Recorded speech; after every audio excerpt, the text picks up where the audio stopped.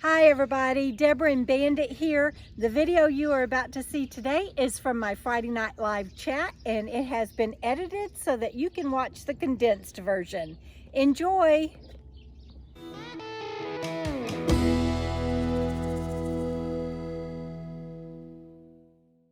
Alright, so we're still on viewer questions. So to continue with viewer questions, let's talk a little bit about alternative AC. A lot of people had suggestions and everything for alternative AC since my rooftop AC had gone out and since I don't have cabin AC still. And the rooftop AC is doing the best it can to keep up. And I'll come back to that in a moment. But some of the things that I got is Debra Ann Alderman said get one of those 4 units on wheels. Oh, and she also said a tiny car. I would if I could, but I can't, so I won't.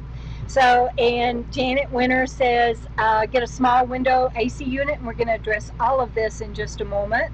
And Robert Birch, same thing. He said get portable unit on wheels with one of those one of those hoses, or get a 120 vac. And he's talking about an HVAC that runs on 120.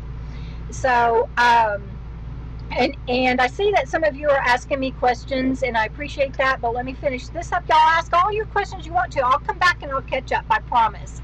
But let's talk about alternative AC right now. And I got Robert to help me with some notes on this because some of it has to do with just some very quick math. And why not just install an AC unit, a window unit? Well, first of all, if you haven't seen on the news worldwide, the Mojave Desert is making world news this summer because we have record-breaking temperatures. And triple digit temperatures, it's not just triple digit. I'm 110 and above.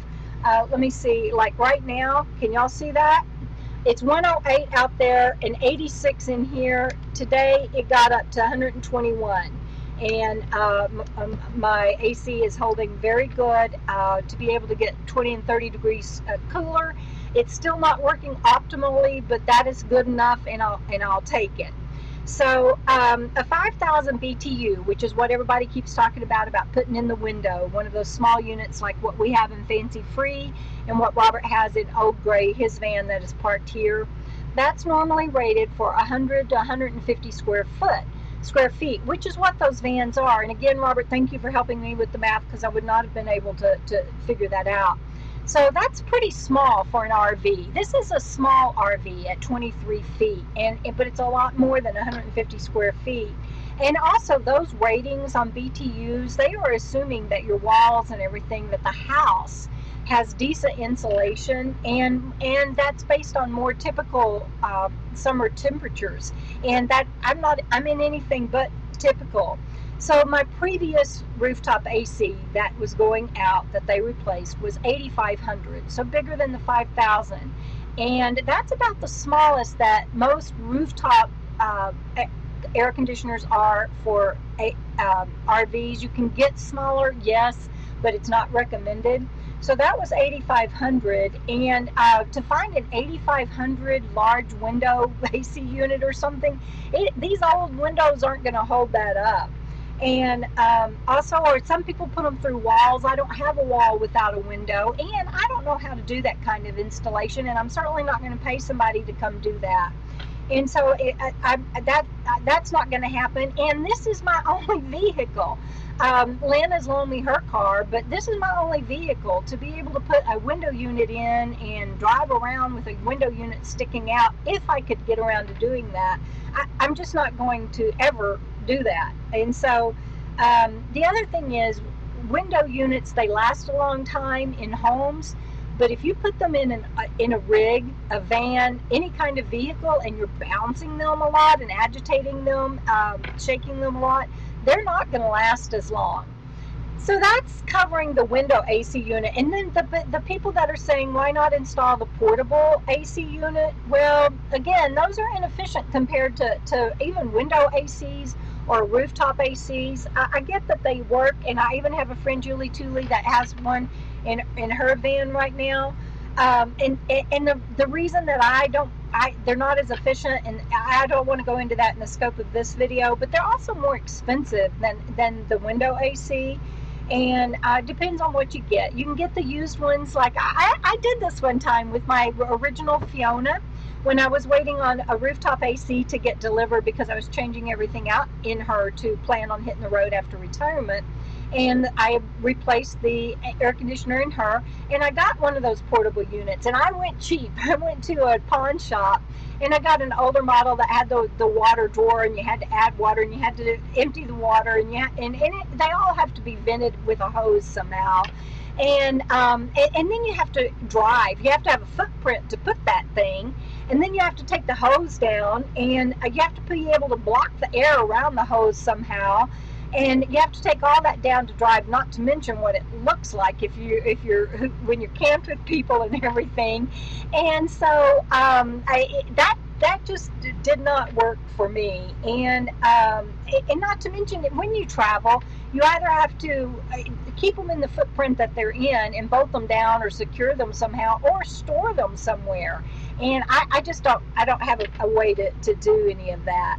And so then they have these toy-sized swamp coolers. Everybody's raving about them, and swamp coolers are great in dry temperatures. Like I'm in the desert, so conceivably a swamp cooler would work. And one of those mini ones, but you have to be sitting right in front of it. They don't cover square footage, really. They cover square inches. I know that they say different. But those are the good quality ones like that are sometimes more than a window AC unit. And again, you got to store it when you're not using it. And if you travel, which I plan on doing, and you go from a dry to a humid environment, they're worthless. And so they're only going to work in some areas, and you can get them at Walmart. You can get them online, and they might give you some cooling, but they're not going to do an entire RV. And even if you did multiple ones, they're not going to cool an entire RV enough, especially at 120 degrees temperature. I think Furnace Creek, which is just 30 miles from me, is recorded to be the hottest place on earth, and they just I think they just recorded 132 or something like that. So anyway, that's the reason I replaced my rooftop AC. It maintains the value of this RV, and this is a long-term investment for me, and for my future. And just the longevity, the performance, the convenience. There's a reason that they have them on the roof, and I forget what that one's called. A mini. I'm going to see. I forgot what it. Mini split. There's a mini split. I don't have the wall or the space to put in a mini split, plus the expense of that. So it made more sense to do the repair on my rooftop AC. I had to get that done right away. I didn't have time to go do a portable unit, or I would die out here in this heat, as would Bandit. So I appreciate everybody giving me suggestions and everything for alternative AC, but that just was not in the works or in the cards, so to speak. And I hope that this helped explain why.